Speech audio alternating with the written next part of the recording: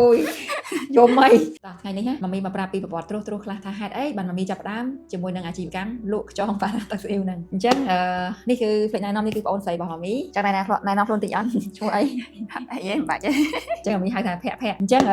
ការប៉ັດទៅដំបូងឡើយចេះការជំនាន់ក្នុងឆ្នាំ2000អាចនិយាយបានថាចាំពី2009 2010 2011 12 13រហូតដល់ពេលបច្ចុប្បន្នហ្នឹងតែនិយាយពី2011គឺម៉ាមីតែងតែត្រូវបានអញ្ជើញដោយបងអូនស្រីទៅញ៉ាំបាយហាងជំនាន់ហ្នឹងចូលញ៉ាំក្នុងហាងហើយជាពិសេសអ្វីដែលម្ហូបនៅក្នុងហាងចិនឬក៏ជប៉ុនដែលម៉ាមីចាប់អារម្មណ៍ជាងគេនេះគឺខ្យងប៉ាទឹកស្អ៊ីវទៅដល់ដឹងថាកំងមុនគេគឺខ្យងប៉ាទឹកស្អ៊ីវអញ្ចឹងញ៉ាំតាំងពី2011រហូតដល់ឆ្នាំ2020មែន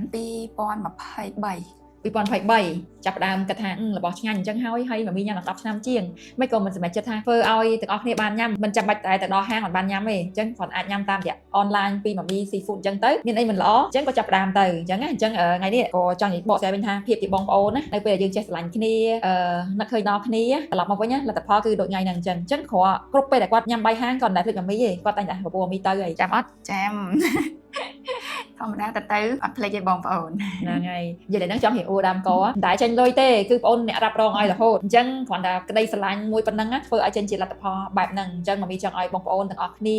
បងប្អូនបង្កើតជាមិនថាជាស្រីបងប្អូនបង្កើតមិនថាជាប្រុសទេផ្ដល់ក្តីស្រឡាញ់គ្នាគិតដល់គ្នាហើយបាច់ចាំបាច់ការយោគយល់អត់អោនអធិស្ឋានហ្នឹងហើយមិនចាំបាច់រំពឹងអីខ្ពស់ទេគ្រាន់តែក្តីស្រឡាញ់មួយប៉ិតប្រកបស្មោះត្រង់ណាលទ្ធផលគឺវាចេញមកបែបហ្នឹងចង់និយាយទៀតអត់បាន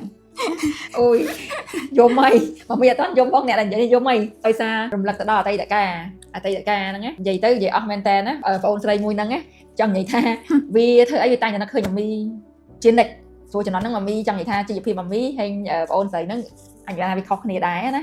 ប៉ុន្តែម៉ាមីមានថ្ងៃហ្នឹងគឺផ្ដើមពីការជ្រុំជ្រែងរបស់គាត់និយាយទៅម៉ាមីដឹងគុណគាត់តែងតែជួយម៉ាមីជួយបងប្អូនផ្សេងៗគ្រប់គ្នាអ្នកហ្នឹងគឺចិត្តល្អអញ្ចឹងលទ្ធផលថ្ងៃហ្នឹងគឺស័ក្តិសមជាមួយដែលគាត់ទទួលបាននៅក្នុងថ្ងៃហ្នឹងប៉ុន្តែត្រូវការពេលមិនមែនពេលខ្លីណាយូរឆ្នាំដែរភាពជាបងប្អូនណាតែពីចាប់កំណត់ដល់ពេលនេះគាត់ស្គាល់ម៉ាមី34ឆ្នាំម៉ាមីស្គាល់គាត់41ឆ្នាំអញ្ចឹងនិយាយទៅអតីតកាលច្រើនយោងខាងបងប្អូនតែគាត់ថានិយាយដោយស្មោះត្រង់បងប្អូនតែចង់គ្នាតែភ្លេចគ្នាស្រឡាញ់ទាំងអស់ពីក្បាលដល់ចុងជើងស្រឡាញ់ទាំងអស់គ្នា